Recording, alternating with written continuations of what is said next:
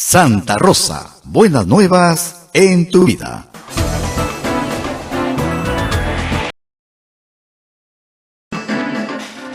Muy buenos días, amigos, día de Lima, 18 de enero, ¿no es cierto? De 1535 se funda esta ciudad, se funda muy cerquita este convento desde donde estamos transmitiendo.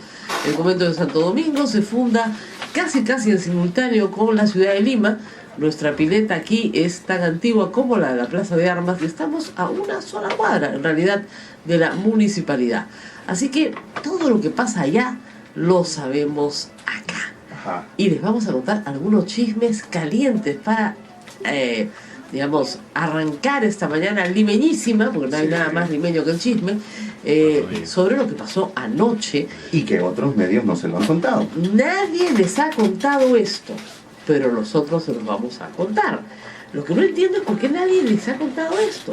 Fíjense, ayer el alcalde de Lima ha hecho, como suele hacer, un evento folclórico musical para recibir el Día de Lima. Este alcalde, los anteriores alcaldes, y desde la colonia probablemente, sí, se ha hecho una celebración en la Plaza de Armas, que es la plaza más importante de Lima desde el punto de vista cultural, político, etc.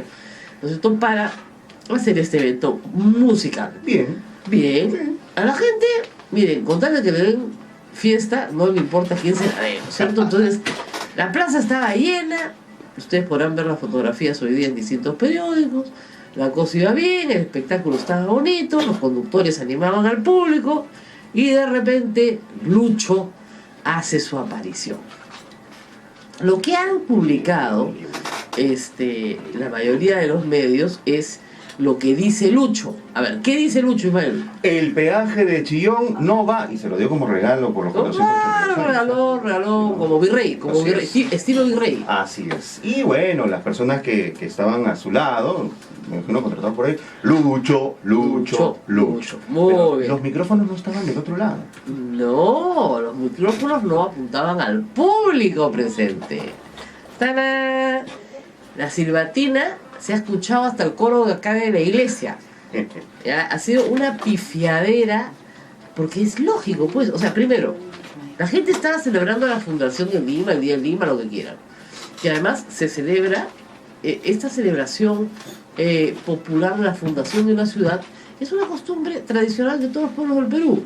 Y como Lima hoy es una ciudad multiétnica, multirracial, viene gente de todo el Perú, les parece natural celebrar el día, al igual que lo hacían en su lugar de origen. Lo que no les parece tan natural es que el señor, ¿no es cierto?, que se está portando pésimo, salga a cosechar aplausos pues gratis, ¿no? Ese peaje es, en este momento, imposible de colocar porque no se ha cumplido con el contrato. Entonces Lucho no te está regalando nada.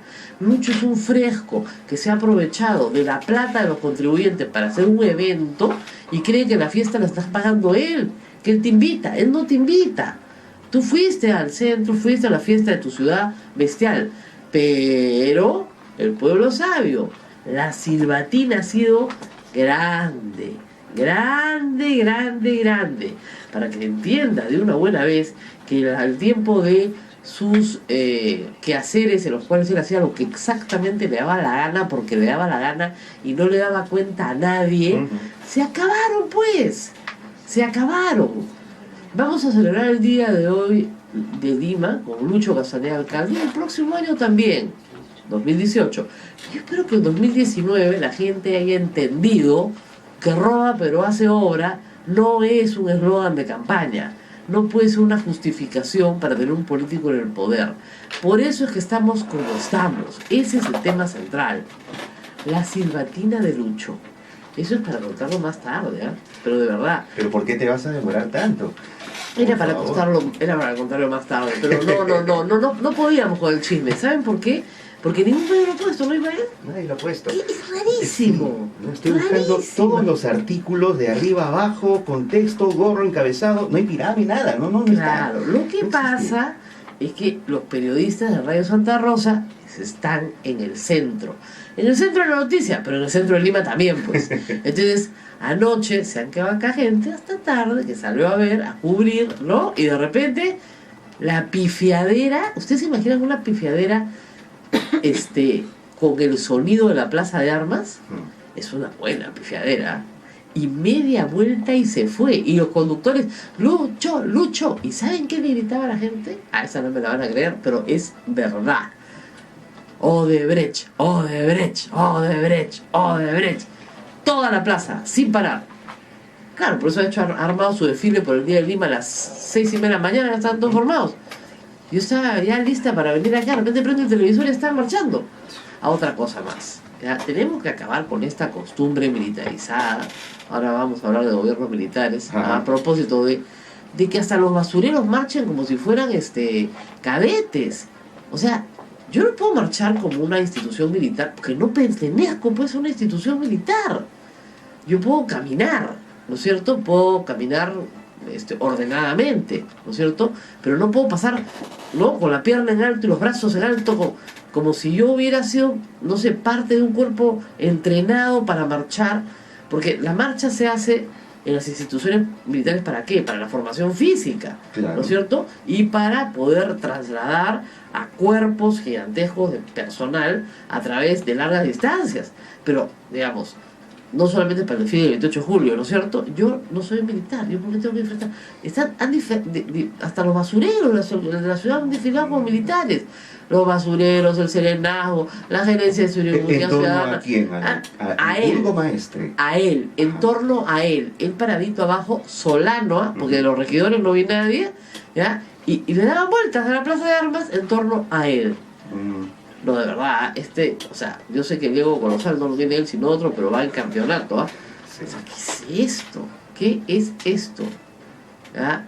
En fin, vamos por partes hoy día, porque es un día complejo. Cargadísimo de noticias. Cargadísimo. La silbatina de Lucho. Ha sido, pero, grande, ¿ah? Grande, grande, grande. Pero nadie la ha cubierto. Y esa es una cosa que en el caso de Luis Castañeda Alonso tiene que agradecer. Porque los medios de comunicación lo han sostenido por mucho tiempo. Lo desaparecen, nadie sabe de él, nadie sabe lo que hace. Fíjense, ayer aquí nos hemos enterado que no solamente es 4% de los peajes para Odebrecht de regalo, no hace meses. Yo pensé que había sido hace mucho tiempo. No, el 22 de diciembre pasado, el día que cae el meteorito con la confesión de Odebrecht, ese día Luis Castañeda Alonso, en sesión del Consejo, le regala el 4% de los peajes a Odebrecht. Le regala 3 años más de concesión y un efectivo, pues, para que tenga un cash, para que lleve 20 millones de soles.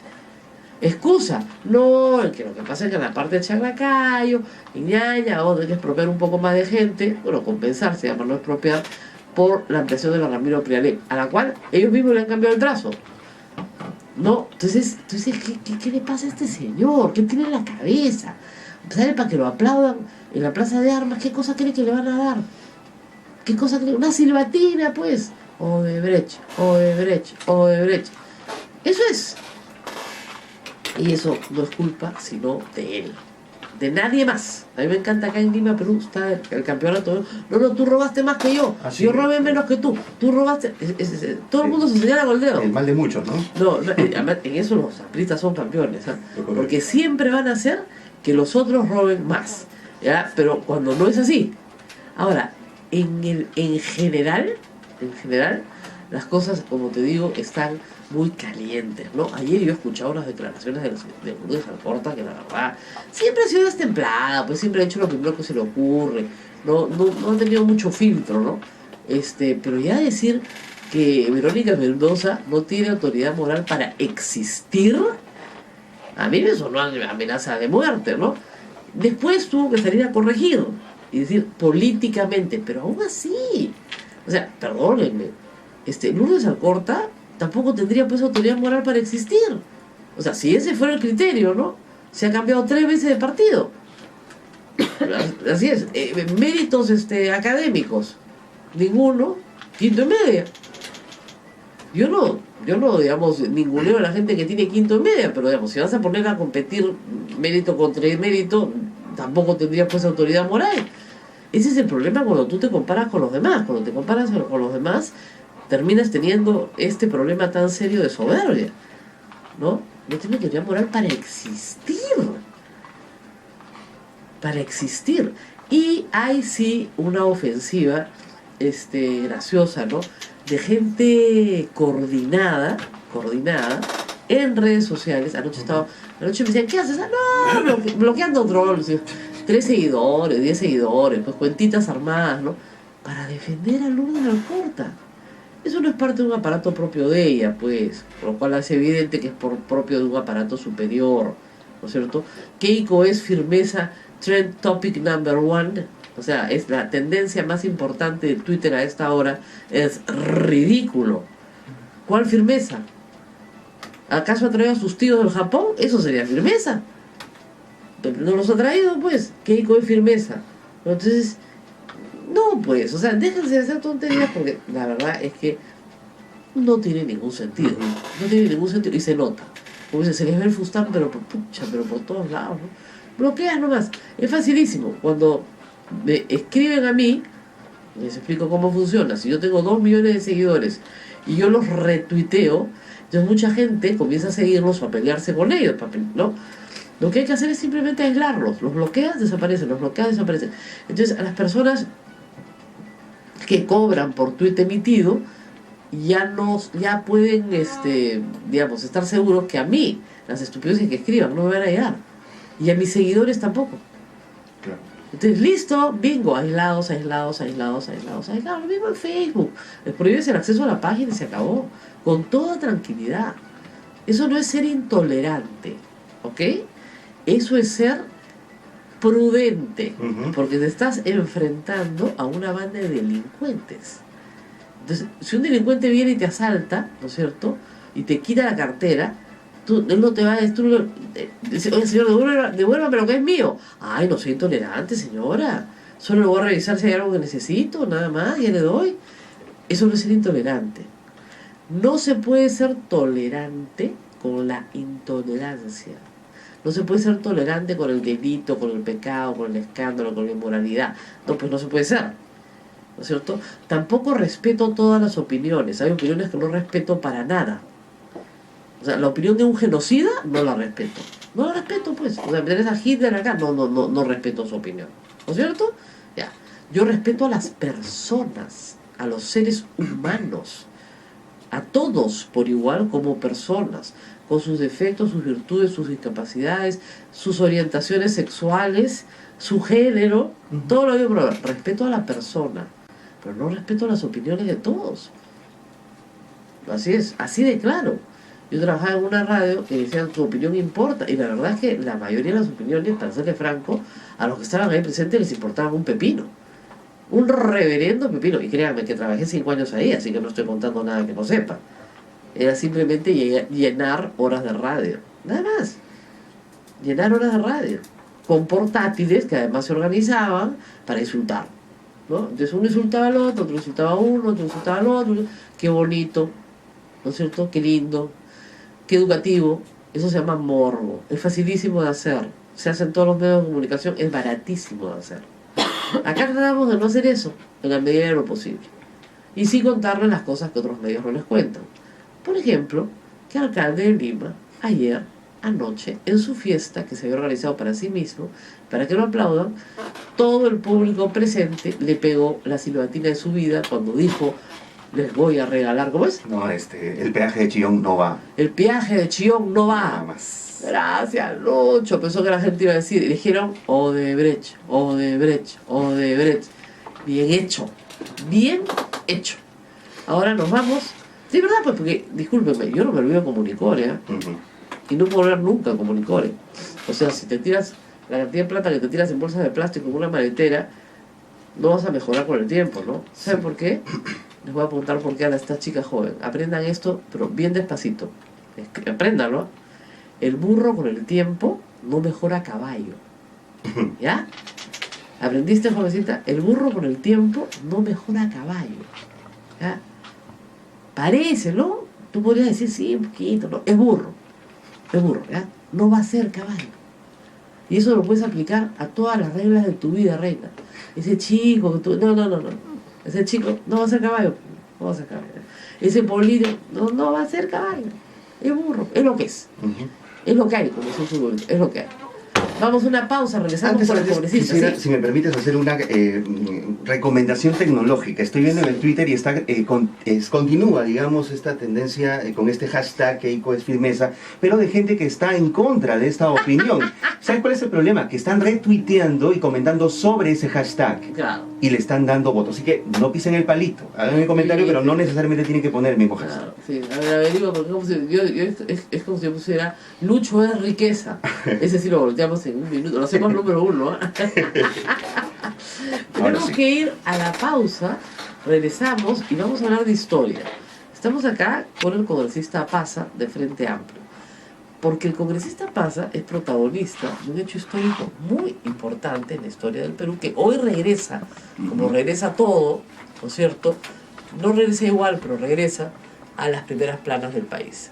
El presidente dictador del Perú, Francisco Morales Bermúdez, ha sido condenado a cadena perpetua por crímenes de lesa humanidad, tortura y secuestro como parte del Plan Cóndor, ejecutado durante su mandato como presidente del Perú desde 1975 a 1980.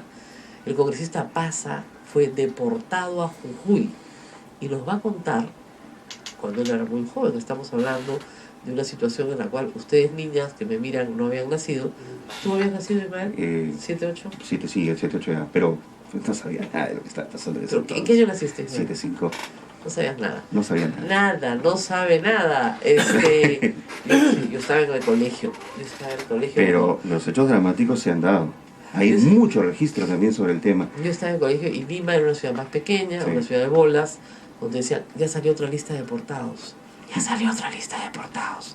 Están deportando gente. No se decíamos, no salía en el periódico, pues. ¿Saben por qué? Porque todos los periódicos eran de los militares, pues. Así Era es. y los canales de televisión también. Entonces, no es que, hoy deportamos a la señora Paza. No, no, no. Y por eso el cuento de esta historia en sucesivo está sesgado. Claro, Con muchas todo cosas. es Ujú. de boca a boca. Ujú. Pero lo que no es de boca a boca es el testimonio del señor Pazo, deportado por el dictador Morales Bermúdez, él y un grupo más de periodistas y políticos que fueron puestos de patitas calatos en Jujuy. Jujuy, que en Argentina. Ya regresamos. Esto es A Pensar Más con Rosa María Palacio. Volvemos. Ciudad Dominica de Medios de Comunicación que integra a Radio Santo Domingo en Chimbote, Radio San Martín Arequipa, Radio Veritas RTV en el Cusco y Radio Santa Rosa en Lima, además de nuestros hermanos dominicos de Radio Cepagua Ucayali, Radio Quillabamba La Convención y Radio Madre de Dios en Puerto Maldonado. Buenos días con todos. Bueno, vamos a explicar un poquito qué pasó con Francisco Morales Bermúdez, presidente del Perú, sobre todo para los más jóvenes. Yo tengo 53 años, así que en el año 80 salía del colegio, pero siempre me interesó la política desde muy chica.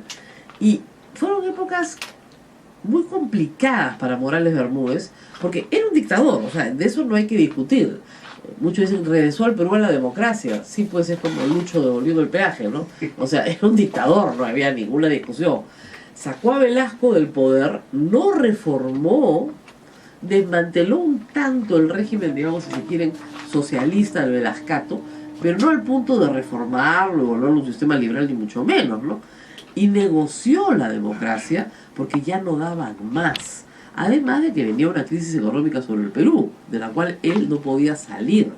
Los paros nacionales de 1976, 1977, simplemente paralizaron el Perú. Nos quedamos sin colegio 3 meses. O sea, no es broma. O sea, lo que es no ir al colegio junio, ¿no? Julio, agosto. No íbamos al colegio. No íbamos.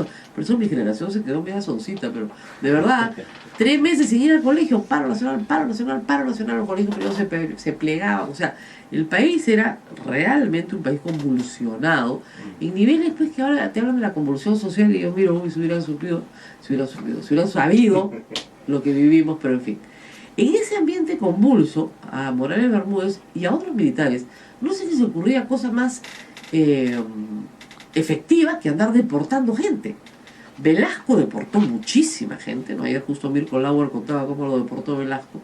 Muchísima gente, desde Julio Kotler, a gente, pues, a Manuel Dornelas, le quitaron la nacionalidad. Manuel Dornelas fue más grave todavía.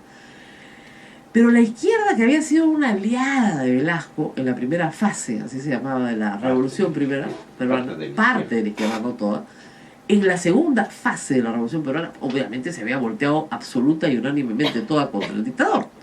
Entonces el dictador necesitaba sacar a estos subversivos, por llamarlos como se llamaba en esa época, de alguna manera.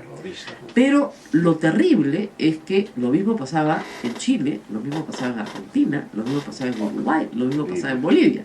Toda Latinoamérica, si tú agarrabas un mapa, era una Latinoamérica dominada por militares. En todas partes gobernaban militares. Yo crecí mirando hacia todos lados. Si es que es centenario, ¿no es cierto?, de la independencia del Perú en 1974, fue una reunión de militares en la Pampa de Aquino. Entonces, ¿qué es esto? ¿No es cierto? Claro, era una batalla militar. Pero todos los presidentes de Latinoamérica eran militares. Se salvaba en ese momento Colombia, me parece, se salvaba. Y para de contar, no había mucho más. Entonces, los militares, que suelen pelearse para muchas cosas pero unirse para otras, en el cono sur, digamos, del continente, establecieron una alianza de facto para desaparecer sus terroristas y sus subversivos. Líder de esta alianza de facto fue Pinochet. Todas estas dictaduras tenían la misma tendencia. Sí, salvo la peruana, salvo la de Velasco. Correcto. Eso es lo que argumenta Morales Bermúdez. No, pues, pero si la nuestra era de izquierda, los otros eran de derecha. O sea, Pinochet se levanta contra el socialismo de Allende, ¿no es cierto? Sí. Videla y sus amigos contra los peronistas, Isabel Perón, etc. Entonces, lo que tú tienes es un cono sur muy alineado a la derecha, luchando contra los terroristas que iban a destruir Latinoamérica. El Perú, digamos, con este cambio de giro con Morales Bermúdez y alianzas te digo, de facto, tácticas. O sea, tú me pasas a los tuyos y te los desaparezco, yo te paso a los míos y te los desaparezco. Tú me devuelves a los tuyos, y eso fue, digamos, eso es parte de la acusación a Morales Bermúdez. Digamos, para que se entienda bien, ¿el Plan Cóndor existió? Sí existió. Morales Bermúdez alega que él nunca fue parte del Plan Cóndor, nunca. La acusación en Italia, de donde pidieron extraditarlo ya hace algunos años, señala que un grupo de exilados argentinos que estaban exilados con asilo acá en el Perú, fueron secuestrados en el Perú, torturados en el Perú y llevados a Desaguadero para su desaparición, en donde intervienen no solamente fuerzas especiales peruanas, sino también argentinas. Y bolivianas, claro, porque trabajaban juntos. Entonces, Morales Bermúdez dice que él jamás supo eso. Richard Prada no sabe, no opina. ¿No? Todos los que pudieron haber intervenido en esto hace más de 30 y tantos años dicen que no saben. Pero sucede algo adicional, y por eso el testimonio justiniano pasó, es muy importante. Aquí en el Perú también se deportaba. ¿Y se deportaba a dónde? A Argentina. Cuéntenos en qué circunstancias, congresista, usted fue deportado con un conjunto tan variopinto, porque no es que todos fueran subversivos, ¿eh? Había un grupo grande de gente izquierda, periodistas, Alfonso Baella, que hablaba peste de los militares, era divertidísimo, es muy divertido, sus libros, sus artículos, y dos marinos almirantes que eran velasquistas. Entonces también los deportaron, a los marinos, al periodista y a toda la izquierda que no le gustaba Morales Bermúdez. Figueroa también los deportaron. Exactamente, también. Número 2 de Velasco. También, pero en otro grupo, ¿no? Entonces, cuéntenos cómo fue su detención, para ver si, pues yo entiendo que ustedes estuvieron 8 días incomunicados. Gracias, Rosa María, gracias, Ismael.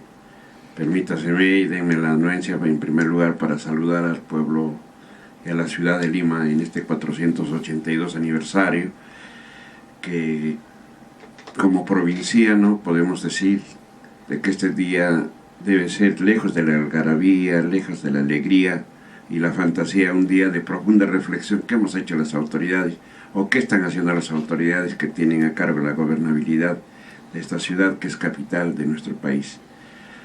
Agradeciendo esta gentileza, voy a comenzar de repente a narrar algo que nos entristece porque vivimos momentos muy difíciles, no solamente de carácter personal, sino también de carácter familiar.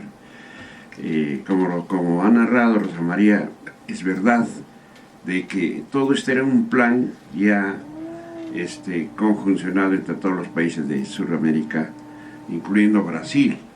También. ¿No? Entonces, es un plan diseñado, fomentado, creado por la CIA, en el cual efectivamente Morales Bermúdez no estuvo desde el principio, sino Ya en su periodo del 75 entra este plan donde toma medidas drásticas contra aquellos que los llamó terroristas. Y en esta oportunidad deportaron, apresaron primariamente a 13 ciudadanos. Para contar, podemos decir que tenemos dos contextos. Uno, que el día 24 de mayo del año 78 capturan a todos los líderes políticos de izquierda en la capital. Hay que decir un pequeño paréntesis. Ya se habían convocado elecciones para la Asamblea Constituyente, ¿no es cierto? 24 de mayo del 78, ya estaban convocadas las elecciones. Y ustedes participaban en esas elecciones. Nosotros no participábamos. Hay que recordar también, bueno, terminando el concepto sí, de los que apresaron en Lima, estuvieron aquí Javier Díaz Canseco, Ricardo Díaz Napurí, grandes dirigentes políticos, no había ningún gremialista. Pero en Arequipa nos apresaron el día 17 de mayo, ¿no? Durante una huelga que hicimos en el sur del país, no reclamando la instauración de la democracia porque se había despedido a miles de trabajadores. Teníamos una prensa cerrada, tanto la televisada como también la escrita. Es decir, no había medios sino de expresar la protesta mediante huelgas. Usted era dirigente sindical. Yo era dirigente sindical del gremio de transportistas y Valentín Pacho era secretario general de la Federación de Trabajadores de Arequipa. Dos gremialistas que nos apresaron en la Federación Bancaria, otrora gran gremio en esa época, que ha tenido grandes locales, incluso no se sabe el destino que corren estos locales propios, y en el local de Bancario nos apresan y nos trasladan al cuartel seráfico. De repente conoce Santiago, ¿no? Y a cargo de los militares ya nos tienen durante 8 días a 20 dirigentes sindicales. ¿Bajo qué argumento? ¿Les dijeron algo o simplemente fue violento? Era porque hacíamos la huelga reclamando la instauración de la democracia y contra el abuso. Tú eres muy niñito. En esa época era un gobierno militar. Sí, o sea, claro, no había garantías constitucionales. Te metían adentro y tú querías abogado, nada. No había justificación. Entonces, por lo que una movilización era un riesgo terrible también en ese caso. Te corrías la vida. Exacto. ¿No? Y los paros eran contundentes porque había civismo, había identidad, había mística de los propios dirigentes, tanto políticos como gremiales. No hay que recordar grandes dirigentes sindicales que había en esa época. Entonces nos apresan y nos llevan a 20 dirigentes que nos agarraron en mancha en una asamblea, nos metieron a las camionetas y nos llevaron al cuartel seráfico. Estuvimos 8 días incomunicados ahí, durante que nos daban la comida correspondiente al alojamiento del ejército, pero no podíamos ver a nuestra familia. Ni nos podían pasar siquiera alimentos, ni ropa para cambiarnos.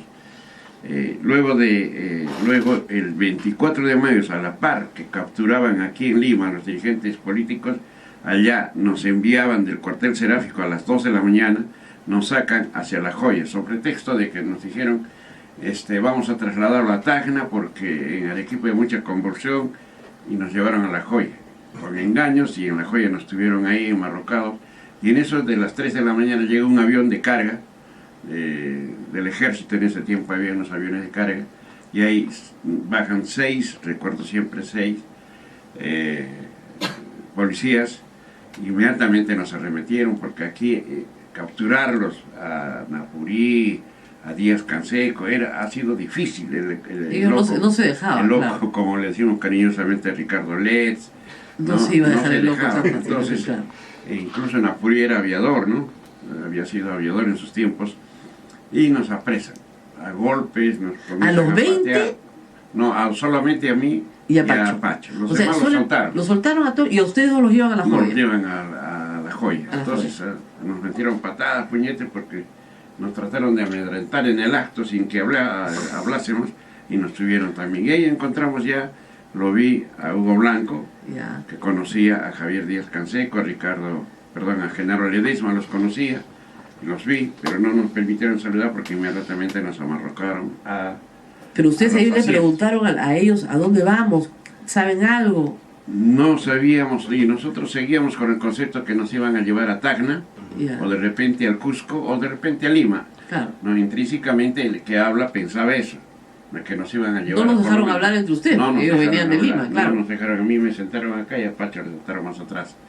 Entonces no nos dejaron hablar, partió el avión, y en eso viene viene el periodista Bael Atuesta, Ya. y nos dice, señores, si ustedes saben de que estamos yéndonos a Argentina, entonces yo me quedé pasmado.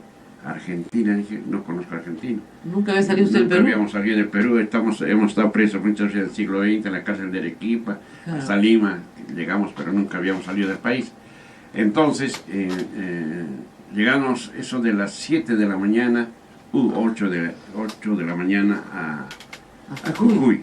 Y nos esperaron algo de 100 ¿Militares? no le miento, 100 soldados que nos iban nosotros allá, con las pistolas, con las bayonetas, y nos hicieron un callejón oscuro y pasamos de frente a unos camiones que nos llevaron, ¿no? Con toldera, y llegamos a la ciudad de Jujuy, nos internaron en el cuartel y de ahí incomunicados. ¿Cuánto tiempo? Menos, estuvimos incomunicados, menos los contraalmirantes Faura y Arce. Ya.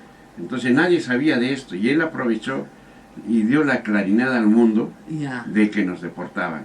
Entonces, recién se llega a saber en el país, en el mundo, de que había 13 deportados. Recién. Porque él logra si no- hablar con Lima. Porque el objetivo, claro, él llega a hablar a Lima porque tuvo la facilidad de estar libre y aprovechó Ya. la osadía que ha tenido, aplaudimos. Porque si no hubiésemos estado muertos, nadie sabía nada. Imagínese Porque usted, nosotros- le debe la vida a un almirante. Así es, ¿no? Un velasquista. A un almirante Dicho sea de velasquista. paso, Así es la ¿no? vida. Y tenemos tantas anécdotas ahí que Bueno, de ahí, ¿cuánto tiempo se quedaron en el cuartel en Jujuy? en Jujuy estuvimos casi 15 días. Y de ahí, De ahí ya más bien dieron la opción de los que tenían, cuando ya se supo todo este escándalo, ya en el mundo se supo que habían deportado a principales dirigentes De izquierda. políticos del país, dan la orden de que el que tiene pasaporte podía salir al país que dieran.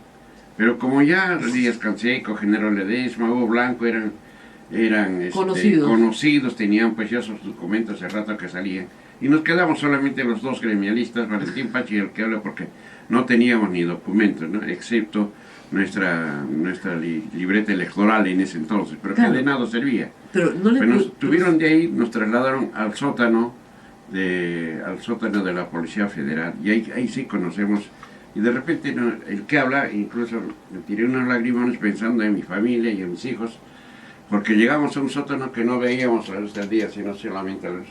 Y era triste porque había encarcelados que ya estaban locos incluso. Ay, Dios Había mío. argentinos, había bolivianos, había... De tal manera que ¿Cuánto tiempo dormíamos. estuvo en ese sótano? En ese sótano hemos estado casi 8 días. Y solamente sabían que llegaba, que era un día, cuando llegaba un balde del mate, ¿no? Que no conocíamos tampoco el ¿Cuántas mate. personas nosotros. y de qué tamaño era el lugar en donde estaban en ese En momento? ese sótano. En ese sótano estaríamos pues en un patio prácticamente techado. Ajá. Sería de unos 20 por 10 más o menos. ¿Y eran hacinados totalmente. ¿Y eran cuántos? como le digo, ¿Cuánta llegaba- gente? ¿Cuánta gente estaba ahí? habríamos pues unos 80, ¿no? ¡Qué horror! Era un hacinamiento bárbaro, por eso le digo, y en la noche era peor el martirio porque se tapaba, a veces como era Oscuro. oscuro y apagaba la luz y se malograba pues los desagües, ¿no? Porque el edificio también era Nadie antiguo. los fue a rescatar. No nos hacía caso nadie, y de tal manera salían en la noche unas ratas, pero inmensas, ¿no? Silbaban como... Y teníamos un miedo, y teníamos que estar prácticamente paseando las ratas. Pero esto, para llegar al sitio donde nos depositaron, era similar a esta oficina, y había un callejón que Claro. salía, un pasadizo, y en cada pasadizo había habitaciones. Y cuando llegaba un policía a visitar a los que Presos. estaban, los presos que eran prisiones creo privilegiadas, porque llegamos a ver que entraban damas, entraban A los cuartitos, o claro. sea, a los cuartitos. Y es largo conversar porque incluso previa entrega de la señorita o del esposo, de la hermana, de la amiga, del preso por los policías, porque había bárbaramente violaciones ahí, ¿no? Y supimos. Y entonces en una oportunidad incluso nos Pero dejaron... cuéntenos, señora Pasa, ¿cómo salió de ahí? Bueno, manifestaron de que nos iban a llevar y nos iban a devolver al país, eso fue, Ya. nos apresaron. Pero si les contara, es corto el tiempo para contar cómo se vivía, ¿no? Todo el mundo metía la mano para servirse cuando llegaba arroz con carne, hacía bastante carne, y había incluso loquitos, y uno creía era un morenito que era boliviano, que perdió la razón y cuando llegaba se metía la mano y chapoteaba La comida. comida. Pero esos eran teníamos todos, que agarrarlos. pero todos eran presos políticos. Todos eran.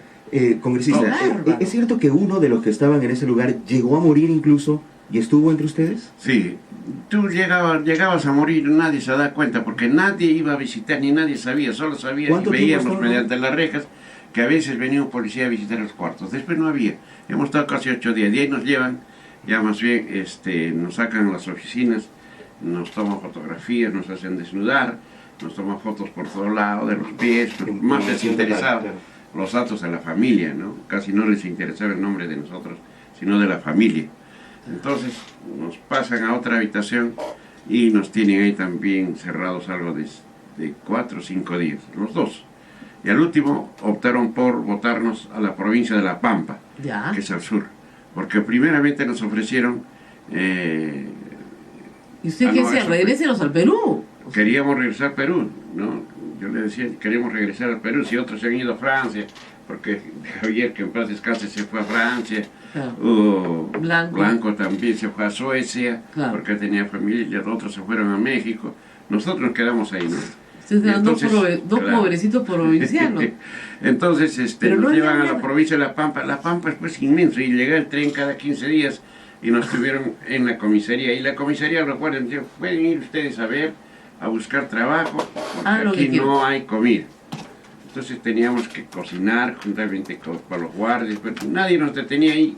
Y un día osamos en irnos, agarrar un camino y encontrar pues, algo para irnos. Ya. No había, era inmensa La Pampa, provincia Ni de La siquiera- Pampa. ni siquiera había un inmensa, camión. no había, Para escapar. solamente carretas jaladas por caballos, ¿no? Entonces llegaba el tren, creo, cada 20 días, era difícil salir. Bueno, ahí ya teníamos, por lo menos teníamos la libertad De caminar ya, por de La Pampa. caminar y teníamos que volver, quieras o no, a la comisaría sin que nadie nos cuide, porque Escúcheme, pero no había pues gremios ahí, gremialismo. no había. En el Perú, la huelga se fortaleció. Como usted Claro. narró hace un momento, hubo una huelga inmensa de los profesores, Uf. incluso el presidente de este movimiento, Horacio Ceballos Gámez, que en paz descanse, compañero mío también en las luchas populares, se fortalecía más. Por eso es que nosotros tenemos que decir al país de que Morales Bermúdez no convoca a la constituyente de su propia voluntad, no devuelve la democracia, sino ha sido producto del triunfo popular de todos los trabajadores.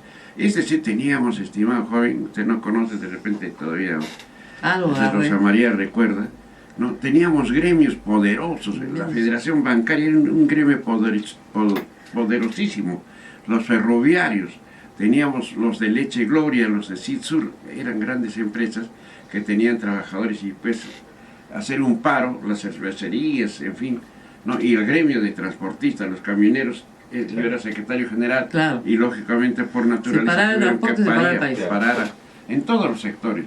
Entonces todo esto ha hecho, ¿no?, de que Morales Bermúdez presione y Ahora, convoque a las lo que le elecciones. queda claro a usted es que su deportación sí fue parte del Plan Cóndor. Naturalmente, eso está probado y recomprobado. O sea que esta porque colaboración con bolivianos y argentinos, no es coincidencia, ¿no? Ok. Banzer en Bolivia, Vilela, que tenía Claro. las manos manchadas de sangre, nos mandaron allí. ¿Para qué?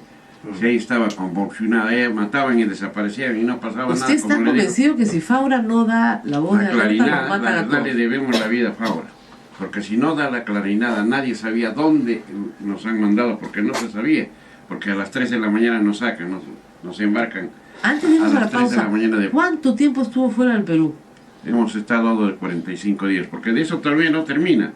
De La Pampa nos vuelven a llevar a la Argentina, y de la a Buenos Aires. A Buenos Aires, Y de ya. Buenos Aires nos botan todavía a Panamá, donde estaba Osvaldo Dorticós. Y Ya. ahí hemos estado presos en una habitación casi mediano de esto, porque no sabíamos a qué habíamos ido y para qué habíamos ido, porque para Panamá ingresar tenías que llevar una Visa. encima de $1000. Claro, Tenías visa, que- si no plata. gastaba. Y de ahí de Panamá nos mandaron a Lima. A mí, ¿no? Oh, Vamos a hacer una pausa, regresamos para seguir hablando de este tema larguísimo. Hay bastante bibliografía, me dicen que Alfonso Baella, antes de morir, por supuesto, escribió un libro que se llama El Secuestro, Sí. donde está contada toda la historia. Toda la historia. No hay anécdotas donde Hugo Blanco, por ejemplo, mi querido camarada, no se levantaba, tampoco se bañaba. Y le preguntó a él, y le decía, oye, ¿y por qué no? No, yo soy campeón, decía, de natación nacional, de natación, si quieres te desafío. Es decir, y Baela entonces le tenía gran recelo, diríamos, Hugo Blanco, porque Baela pues es de la rancia derecha. Claro. Y estaba con el de la Con rancia toda izquierda. Con toda la izquierda. Dormíamos en la misma habitación. Todos así juntos, que claro. Para él era pues algo atroz estar contra los comunistas ahí. Pero al final terminaron siendo muy amigos. Sí, muy amigos. Fue una circunstancia Porque terrible común, pues. Claro. comenzó a Son vivencias escribir la vida de ¿no? cada uno. El secuestro te narra todo eso, ¿no? Exacto. Todo. Sí, sí. Bueno, vamos a hacer una Y pausa y algunas regresamos. anécdotas, como el mate, No. por ejemplo. No se va a ir el congresista Paz, regresamos en un segundito. Quédense con nosotros. Esto es A Pensar Más. Estamos con el congresista Justiniano Apaz hablando sobre el Plan Cóndor. Volvemos. Es A Pensar Más con Rosa María Palacios en las emisoras de la Sociedad Dominica de Medios de Comunicación, integradas por Radio Santo Domingo en Chimbote, Radio San Martín Arequipa, Radio Veritas RTV Cusco, Radio Santa Rosa en Lima, y también con nuestros amigos de Radio Cepagua Ucayali, Radio Quillabamba La Convención y Radio Madre de Dios en Puerto Maldonado. Familia dominica integrada a esta hora en todo el Perú. Y estamos recordando la historia porque, bueno, un ratito vamos a hablar también con el abogado Ronald Gamarra para que nos explique si esta sentencia Morales Bermúdez, de quienes hemos contado toda la historia, es ejecutable o no. Su abogado Luis Vargas Valdivia dice que en la práctica es inejecutable porque Morales Bermúdez tiene 95 años y llevarlo a Italia a cumplir su condena es el equivalente a una condena de muerte, porque además es una cadena perpetua, por lo tanto no lo van a extraditar para que cumpla su condena.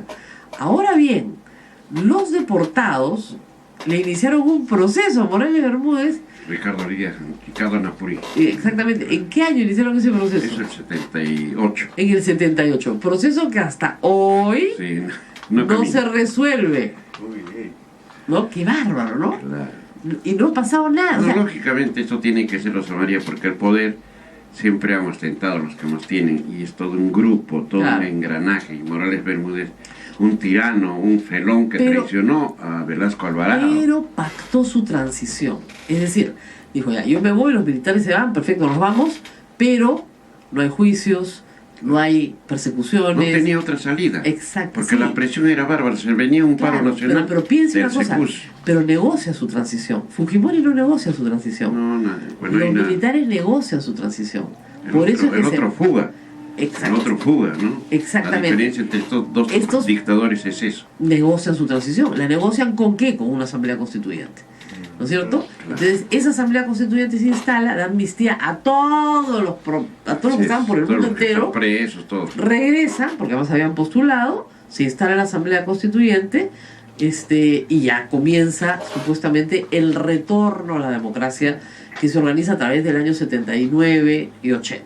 Y hacen la constitución del 79. Exactamente. Ya estamos con el doctor Ronald Gamarra. Doctor Gamarra, muy buenos días.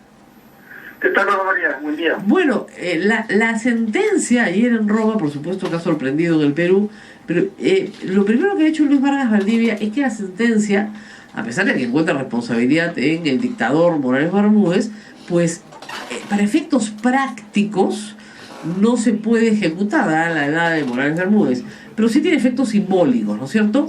Sería interesante hablar de ambos, de los simbólicos y de los prácticos.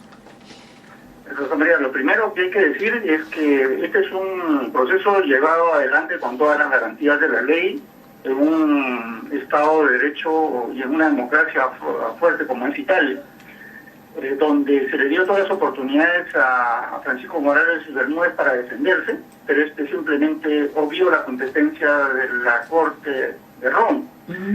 A ver, en verdad, este proceso o esta denuncia se inició en 1999, fueron más de 15 años de investigación, hacia el 2015 se inició el proceso penal que ha durado más de 60 audiencias y el día de ayer se pronunció la sentencia. En el caso del dictador Morales Bermúdez, en verdad, se le ha condenado por haber contribuido a la comisión de la desaparición forzada de dos ciudadanos ítalo-argentinos, Horacio Campiglia y Lorenzo Vigna. Así es. La sentencia dice que Morales Bermúdez y los otros generales peruanos contribuyeron a la comisión de este delito al haber constituido, permitido, organizado y dirigido en el Perú un organismo que hacía parte del sistema Cóndor, que es el responsable de la tortura, desaparición y asesinato de estos señores Horacio Campiglia y Lorenzo Díaz, ¿no? En realidad, ese es el sentido de la condena, por esos casos. Allí en Italia no se ha discutido el extrañamiento, esa era la fraseología de la época, del congresista Pasa y de otros dirigentes de izquierda más empresarios y exmilitares, ¿no? Así es, pero a lo que vamos de Ronald, en efecto práctico, o sea, se le va a llevar al señor Morales Bermúdez a cumplir en una prisión romana una sentencia que era perpetua, no es probable, ¿no es cierto? Claro, pero lo importante es que aquí hay una sentencia emitida por un tribunal democrático que haya responsable a Morales Bermúdez por un hecho que en verdad debimos investigar su ley sancionar en el Perú hace 4 décadas. Así es. ¿No?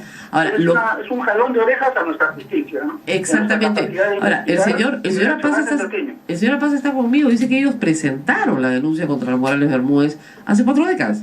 Sí. Y hasta ahora no se resuelve el proceso del Poder Judicial. Así es, ¿no? O sea, el proceso, el expediente existe, digamos, está presentado. ¿No es cierto? Es más, sé que se ha reactivado en los últimos años. En el 2015 se ha reactivado ese caso, pero igual está allí perdido en el Poder Judicial, ¿no? Así es. Mira, a ver, los efectos prácticos de la condena. Bueno, como todo sistema democrático, esta sentencia va a ser impugnada por el abogado de Morales Bermúdez, que es un abogado de oficio muy conocido, Luca Milani. Tiene experiencia en defender represores. Y se esperará que el próximo año, tal vez a fin de año, resuelva una corte de apelaciones la sentencia. Si esta es definitiva, evidentemente Italia pretenderá ejecutar la condena vía una extradición, o, de ser el caso, un cumplimiento de la ejecución de la pena en el lugar donde se encuentre Morales Bermúdez, ¿no? En atención a su edad, es evidente que hay mucha dificultad para que la sentencia se ejecute, aunque en Europa no existe ningún problema en llevar a la cárcel a adultos mayores responsables de crímenes de guerra, ¿no? Y violaciones graves a los derechos humanos. Pero en términos prácticos es muy complicado que el Estado peruano acceda a esta extradición. Probablemente, de confirmarse la sentencia, el Estado peruano, en una decisión política, no accede a la extradición, pero intente que se cumpla o que se ejecute la pena aquí en el país, ¿no? Ahora, una cuestión que sí debe ser interesante e importante es la dictadura de Morales Bermúdez no fue una dictadura sanguinaria si se le compara con la de Pinochet o con la de Videla, ¿no es cierto? Una vez yo recuerdo a Enrique Siré decir, bueno, aquí nos deportaban, ¿no? Allá los fusilaban. Entonces, sí es verdad que hubo, por supuesto, secuestro, detención ilegal, tortura, digamos, una innumerable cantidad de delitos cometidos en ese contexto y juzgados con las normas de hoy. Lo que a mí me parece interesante, doctor Gamarra, es que esto es una lección para el futuro. Es decir, cualquiera que asuma la presidencia, de facto o por derecho, sabe que será perseguido. Y yo creo que eso es la lección, y que tarde o temprano habrá una sentencia contra él por haber hecho algo que estaba mal. ¿Esa no puede ser la lección moral más importante de esta sentencia? Sí, claro, es como tantas otras sentencias que han sido pronunciadas por tribunales penales internacionales o por tribunales locales aplicando jurisdicción universal o interpretando algunos principios de competencia previstos en los códigos penales nacionales, ¿no? Quien está por fuera de la ley debe entender que tarde o temprano el brazo de la justicia lo alcanzará, en su propio país o fuera de él, ¿no? Eso, como ejemplo, me parece sumamente interesante.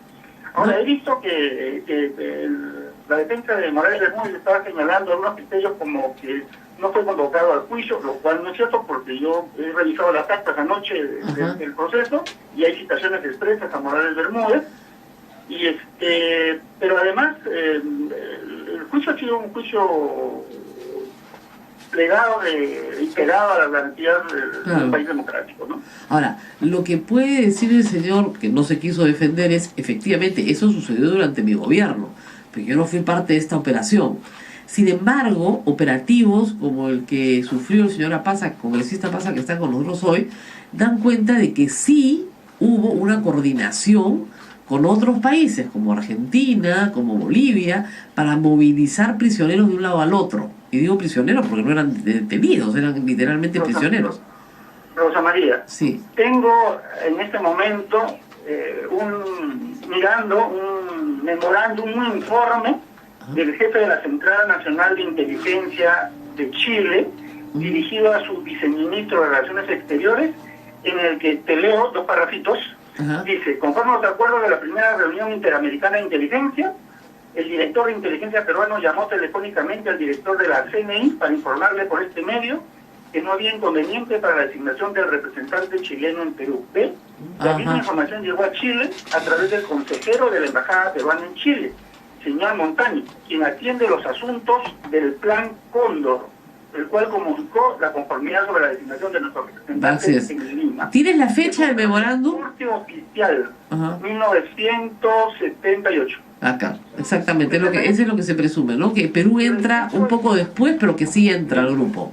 Así es. Y hay informes de la inteligencia chilena, de la inteligencia argentina, reportes de los embajadores de Estados Unidos en Perú y Argentina, y documentos ya desclasificados por la Central de Inteligencia Americana, que dan cuenta de que, por ejemplo, en 1980 el Perú abrió sus fronteras y permitió que un pelotón del batallón 601 de inteligencia argentina ingresara al Perú para detener a ciudadanos argentinos presuntamente montoneros, los cuales fueron entregados a Bolivia, y de los cuales nunca más se supo, aunque esos documentos señalan que uno de ellos había muerto por torturas en Perú y los otros 2 murieron en Argentina producto de las torturas, ¿no? Así es. Eso Bueno, está claro, documentación. y además, hay dos miembros del grupo Colina, que en esa época eran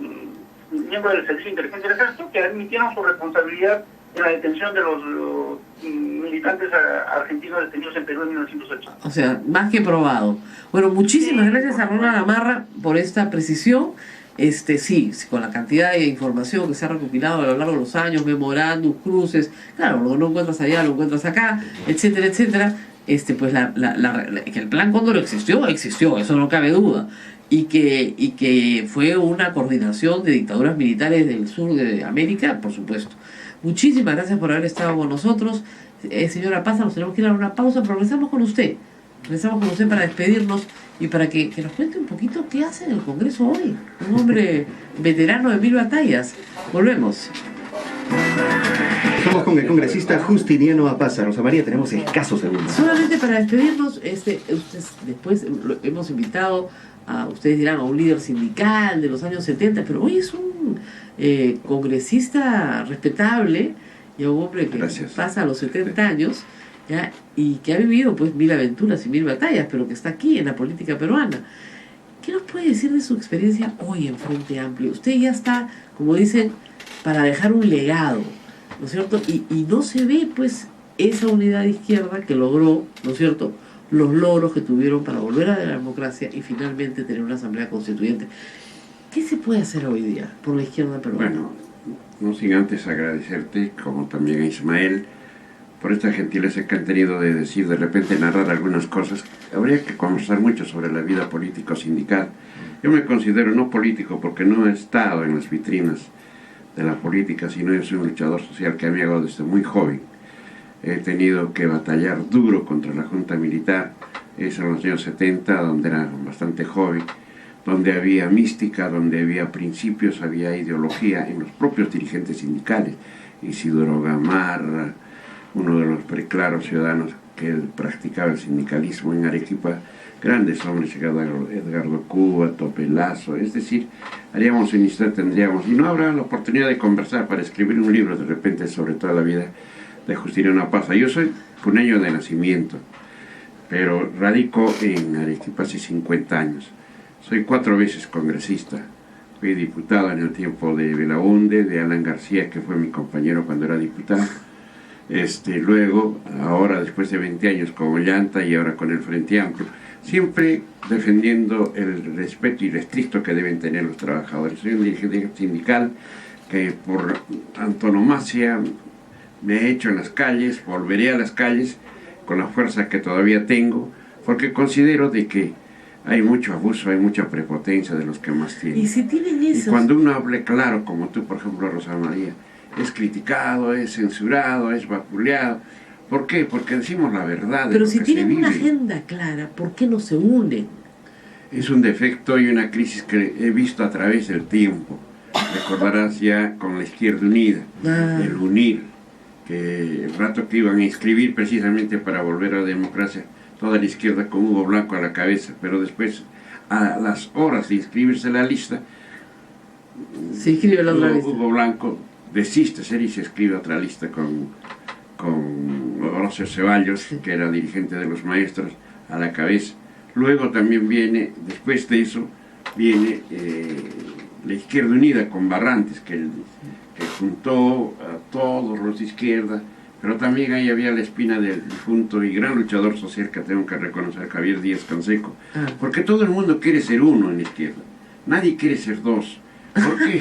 Eso es, porque cuando ya es dos, recordarás que ha habido el PKR, el PCR, Uy, y el dice ARI, que- no sé, uy, imagínate, no terminamos nunca. y hasta ahora, en el mismo frente teníamos, lamentablemente el frente no es un partido político, es un frente, Es un frente. donde hay dos posiciones claras. Esa es la ¿no? frase más La de bonita verdad. que he escuchado. En la izquierda nadie quiere, todos quieren ser uno, nadie quiere ser dos. Nadie quiere ser dos en la vida, ¿no? A Barrantes incluso los arrechaban por lo bajo, porque Claro, lo consideraban él me lo contó. conciliador, ¿no?